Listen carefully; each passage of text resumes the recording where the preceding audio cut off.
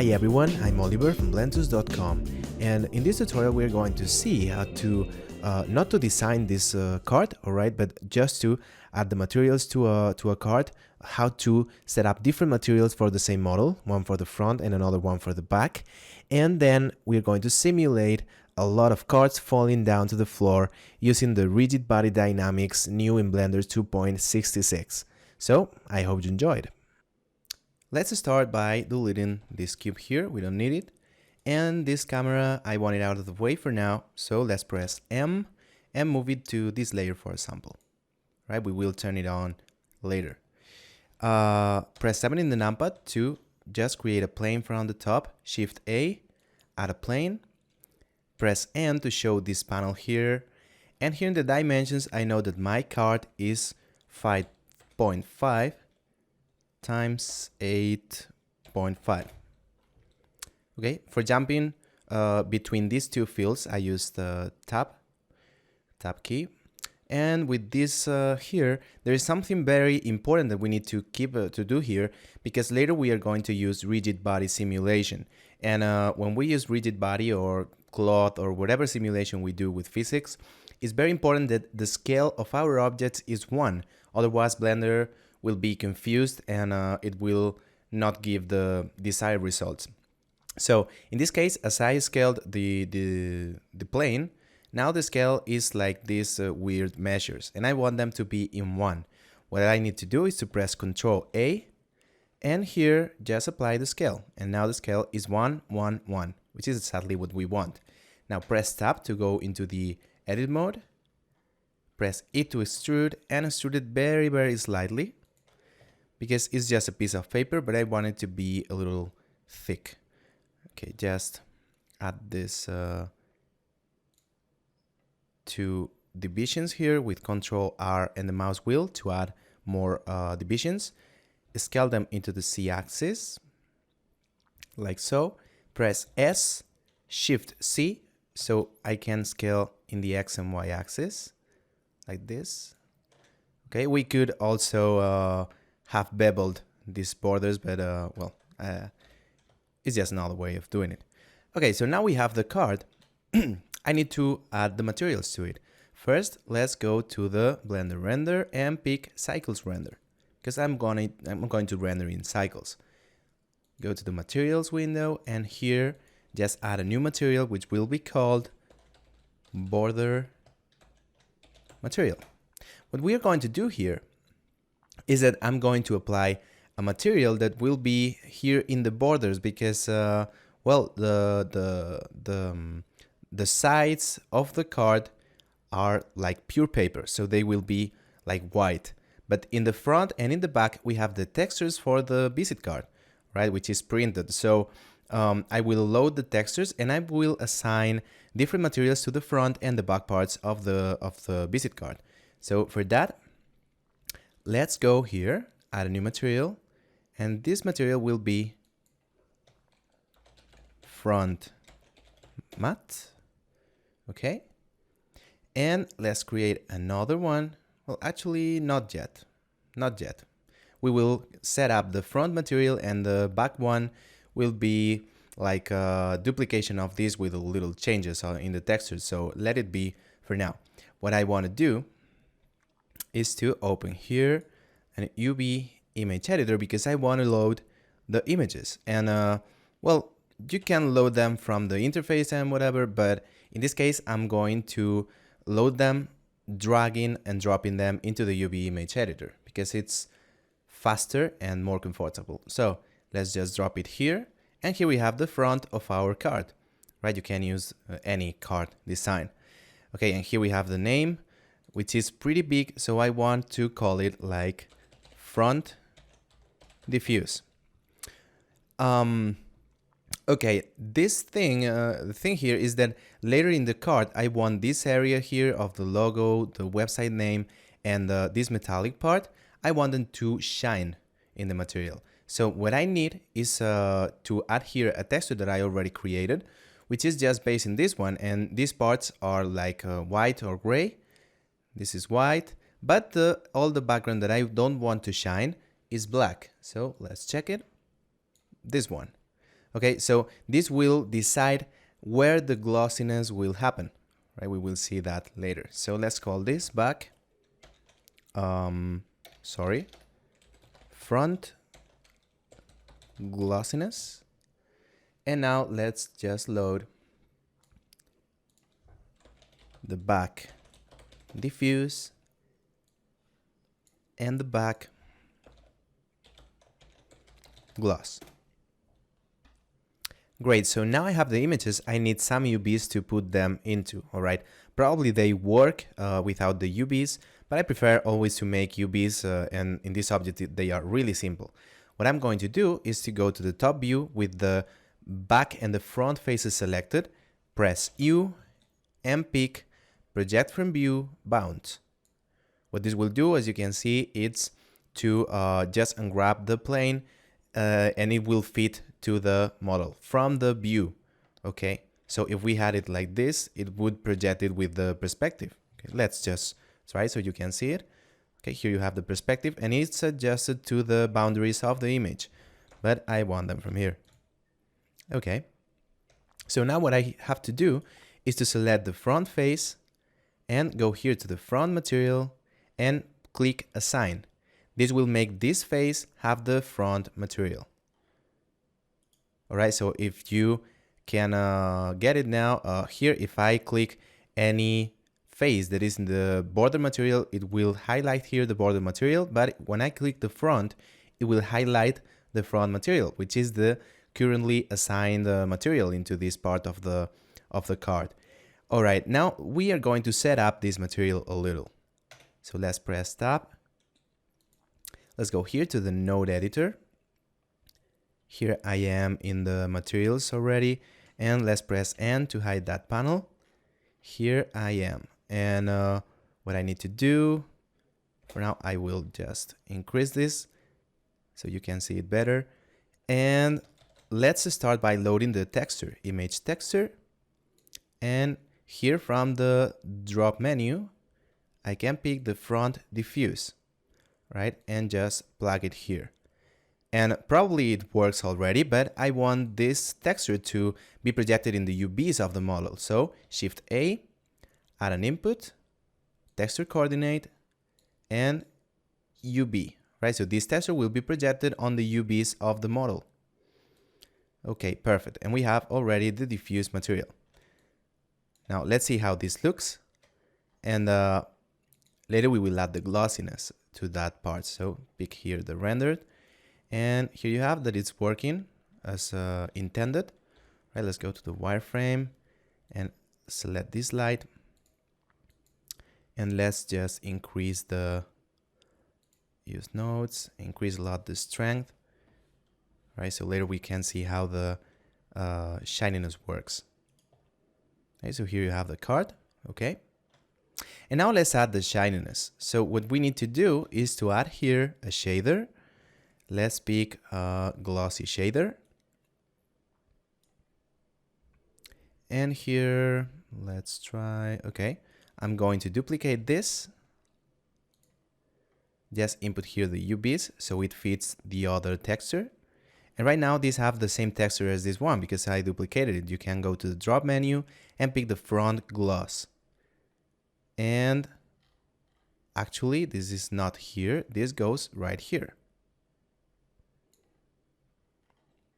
Now we add another shader, which will be a mix shader. And the mix shader is basically a shader that will mix two different shaders. So it will mix the diffuse one and the glossy one.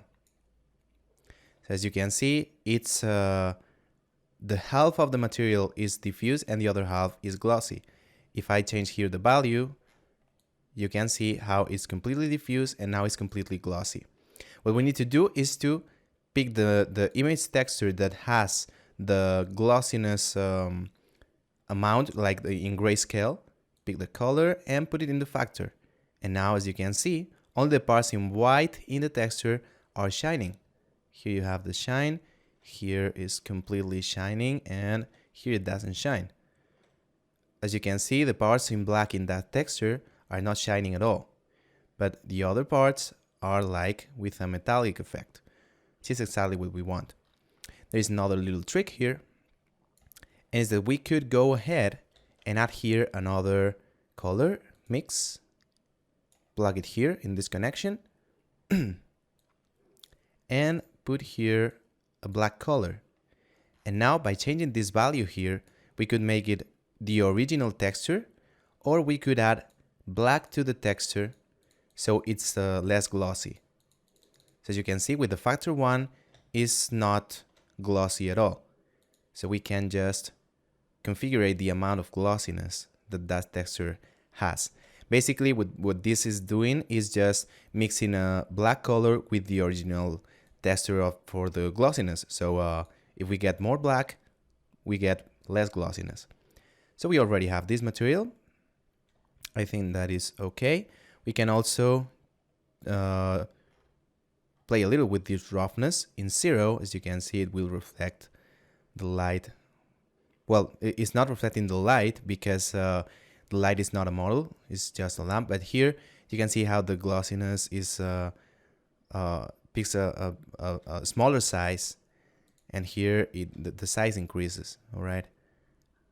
So I think that something between these 2 points, like 0.15.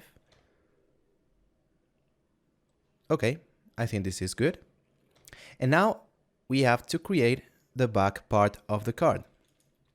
And I'm going to do a little trick here. Well, actually, let's do it later. Just go here to the solid mode again, enter into the edit mode, pick this face. You can pick it later, not need to pick it now. And let's just add a new material. And here from the drop down menu, instead of adding a new one, we're going to pick the front material. All right. Now here, we need to select the back part of the visit card, click on assign. Okay. And now exit from the edit mode, because if we are in the edit mode, we cannot make this material single, right? Right now it's like linked to the front material. So if we change this material, it will change also the front part of the visit card. So we need to make it single user. So exit from the edit mode, click on these two, and now as you can see, it's only one model. And we're going to call it back mat. Okay. Now here in the back mat, what we have to do is to just go here and pick back gloss and back diff. So instead of the front images, now we have the back images, and they will work exactly the same for the back part. Let's go to the render. Let's just rotate the card 180 degrees in this axis, and here we have it. But we have a little problem. As you can see, the part that is metallic is glossy. Okay. But we have the problem that the image is inverted. This is because we projected the UVs from the top. So this is the bottom part, and when we switch it, it's inverted. But there is a quick fix for this. So we need to go here, just add here, let me check it, vector mapping. Here we have it. We are going to connect this here. Why is not connecting? Now we have it. And here, just pick the UV. Okay, and we have the same. But now we can play with the parameters of the UVs here. So in the X axis, we can scale it to -1, and there we got it, inverted.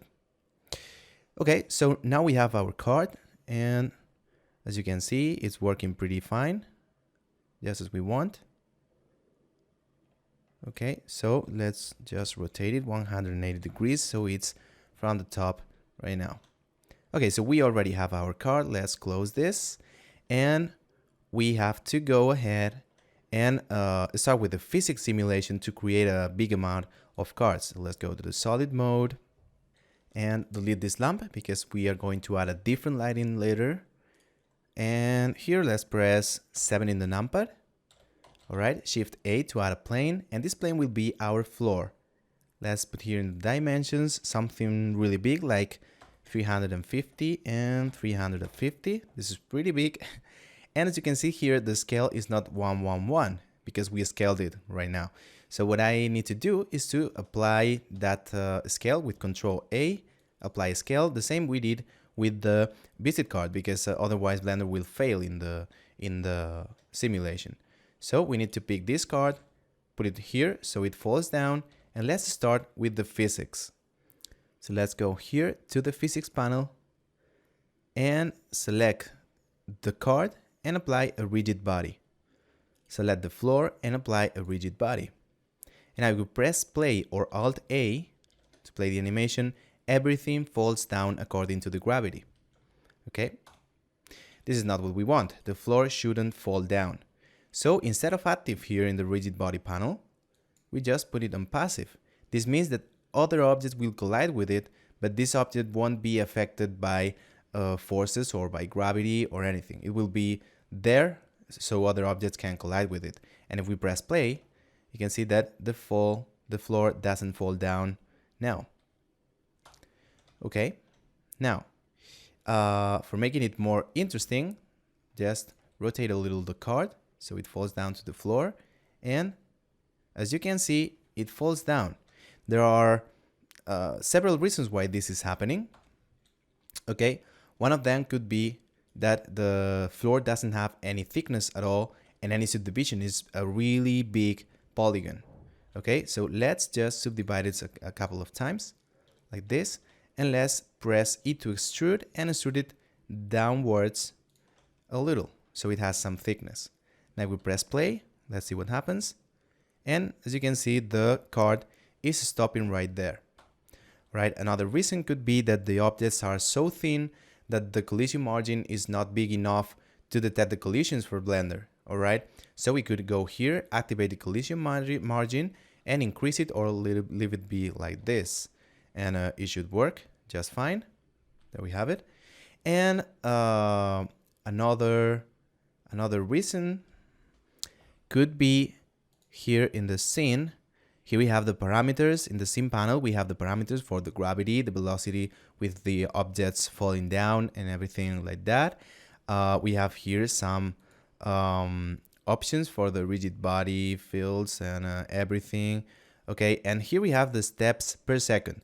Maybe what is happening is that Blender calculates this amount of steps for the objects by second. As the objects are so thin, in a given frame, Blender probably does not compute that collision because it's already in the next step. So increasing the steps per second should help us solve that situations. All right, maybe later will happen when we add a lot of cards. So later we will see it better if it's needed. All right, if it works well, we leave it like this, because the more steps per second, the more it takes to Blender to calculate the simulation. So let it be like this, and let's decrease the amount of velocity of the gravity, like minus 30. And as you can see, the object now falls down more quickly. Okay, now we can just duplicate this with Shift D, and I want to show you something. Now here we have two objects. Let's say I want to change the parameters, all right, because then probably I want to change the friction of the object. Let's go to the physics panel, and here in the rigid body, we have the mass of the object and we have the friction, right? If I change the friction to this object, like 0.8, around 0.8, if we go to the other object, you can see that the friction is still 0.5, all right? What we can do is to just select every object we have, we want to apply that parameters. Let's select the last one, the active one, and this friction, these parameters we have here for this object. If we go right here to the rigid body tools, here we can see that copy from active is available, this option. So if we press it, now all the objects selected will pick the parameters from the active object, which is the one which is a little highlighted. So if we go to the other one now, the friction is already the same as the original one. So what we need to do here is I'm going to pick these two cards, press M, move them to the second layer, so we can work with them isolated in this layer, because now I want to duplicate this a lot of times and use some tools that would affect the plane of the floor and all that, and I don't want that to happen. So let's select all of these guys and duplicate it. Just make sure that they are not colliding with other cards. There are not intersections, because intersections can mean a problem when we are going for the simulation. Let's select everything. Let's move it up like this. Okay, and maybe rotate it into the Z-axis. Okay, and even we don't see the floor, if we press play, the objects will collide with the floor. There you have it. So there we have our simulation, and we can keep it going. Like, we can select all of them, select the last one, and here the friction, let's put less friction so the objects, when they fall, slide more into the floor. And also let's decrease the mass. Right, 0.1, and go here and copy from active.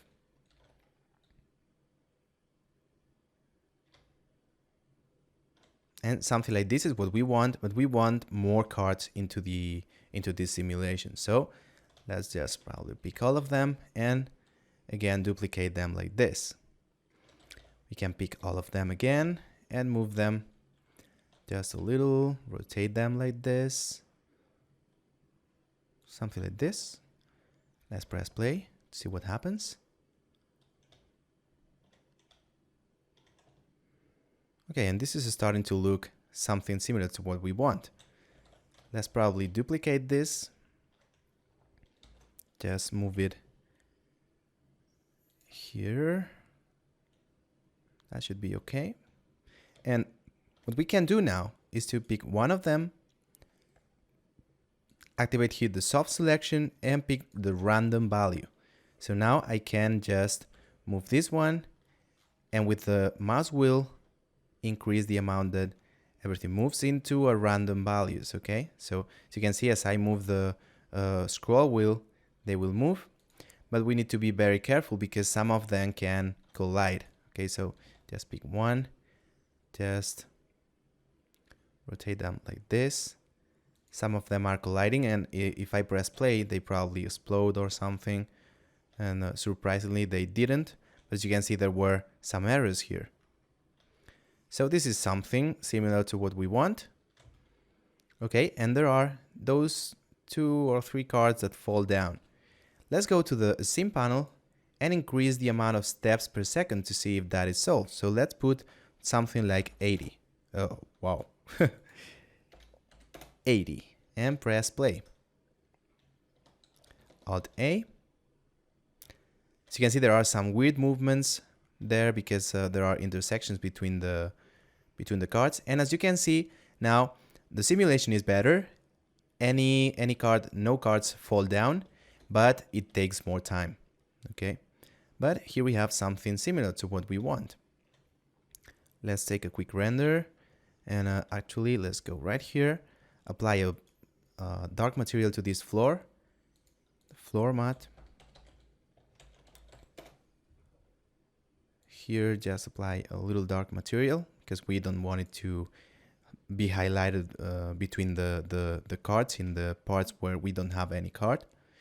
And let's just add a light. So let's add a plane.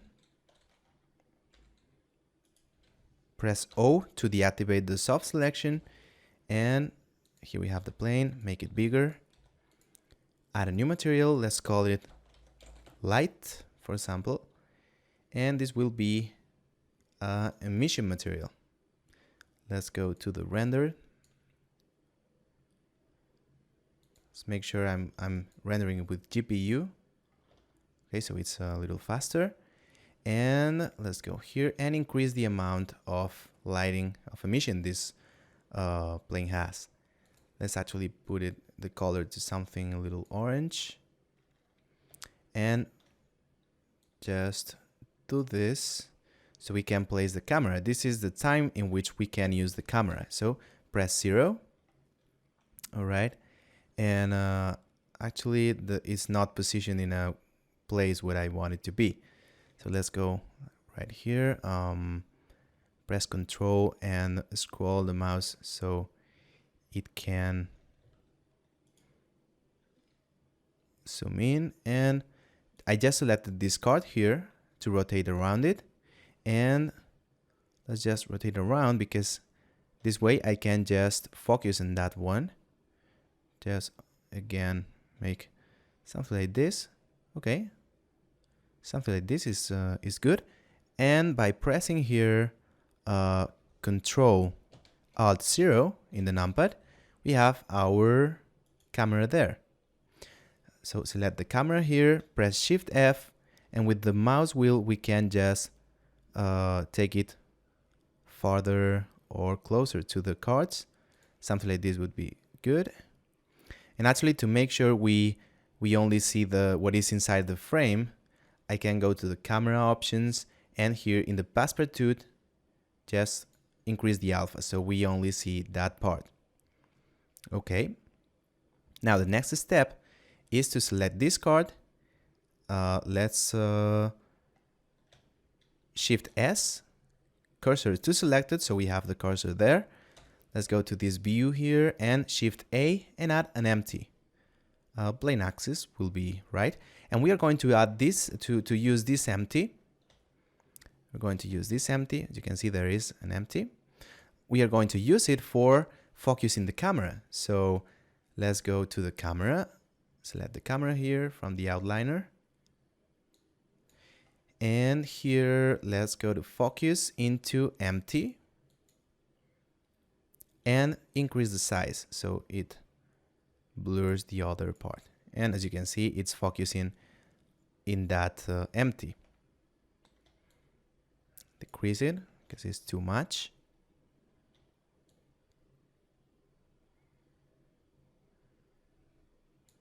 Okay, something like this. And now we can just select the empty and move it a little. Okay, actually we can go to the camera view from here and put it in the solid mode. So we can just, instead of solid, let's use the material mode so we can see the material. And I want the camera to focus on my name, for example, or maybe in the Blendtuts logo. So let's click here. Press Control Space to deactivate the manipulators. Click here, right? Because I was clicking in the manipulator and it didn't respond. So when you click on something here, the cursor is placed in 3D onto that object. As you can see now, the 3D cursor is on top of this card there. So let's click here, and I want the empty to be there. So Shift S, selection to cursor, and now the camera is focusing into the Blendtuts logo. Okay, so go back to the camera. Let's decrease a little the size so it's less defocused.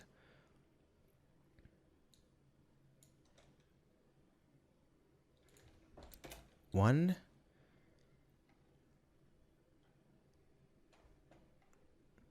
Okay, and something like this should be good. Now let's pick the plane of the light, and let's see if I can improve a little the lighting, just a little. So this is too much, just scale it down. If we scale the plane, it will emit more or less light. So it's a great technique when we want to amplify the effect of the lighting. Right, I wanted something like this. So some of the cards, let us see that they are shiny. Okay.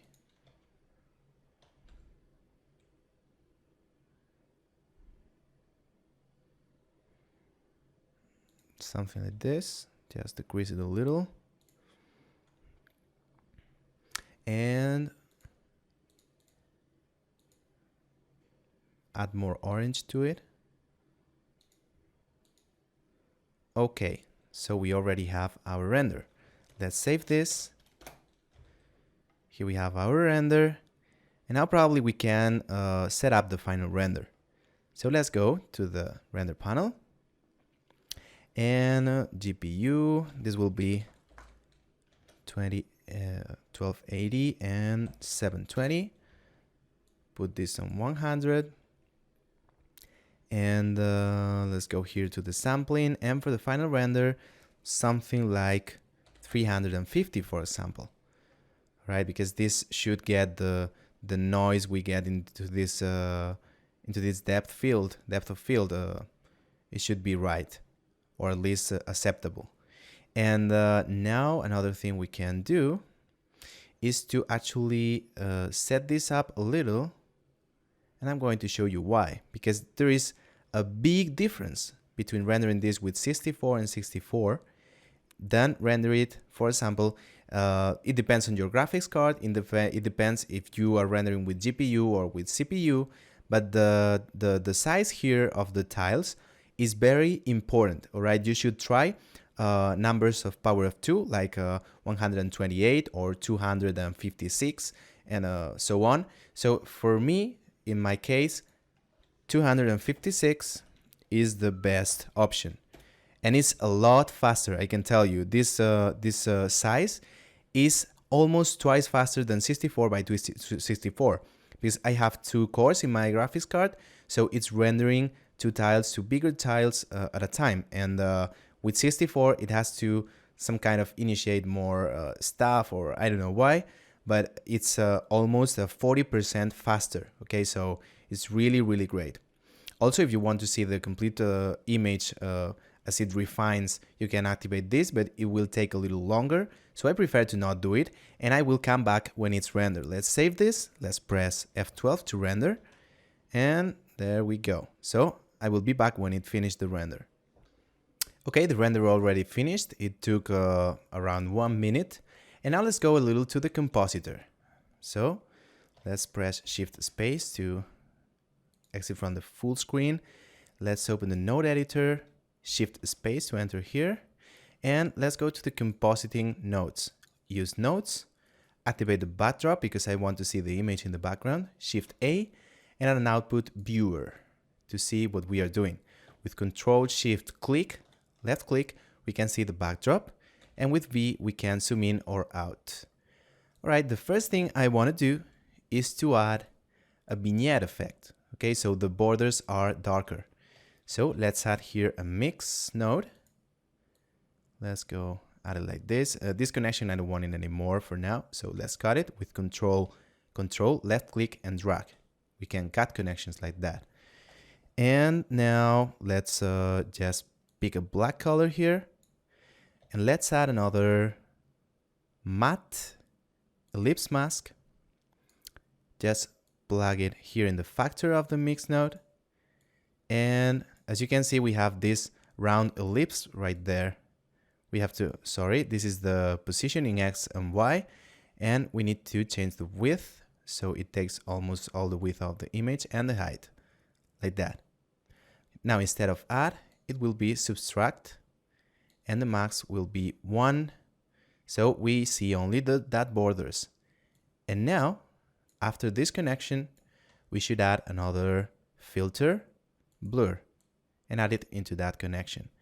Now increase the blur a lot. Also here. And we already have our dark borders. Okay.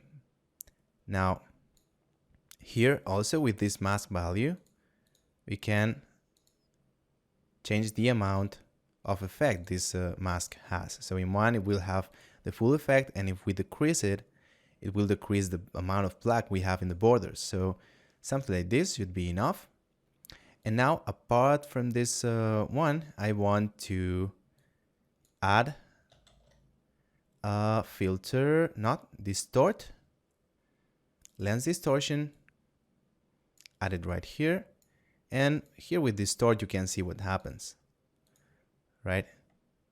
Something like this, I like it, right? You can distort it a lot more, as you can see, but this, for example, is really cool. Okay, I will save this and goodbye.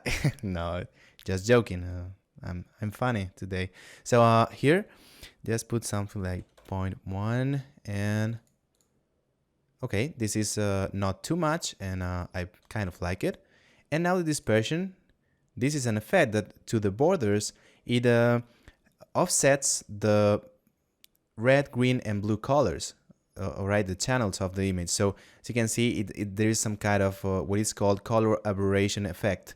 And this happens with a lot of lenses in the cameras, alright. In the borders, they get this effect, but this one is too much. So let's press Shift to have the option to decrease it a little so it's more subtle, something like this.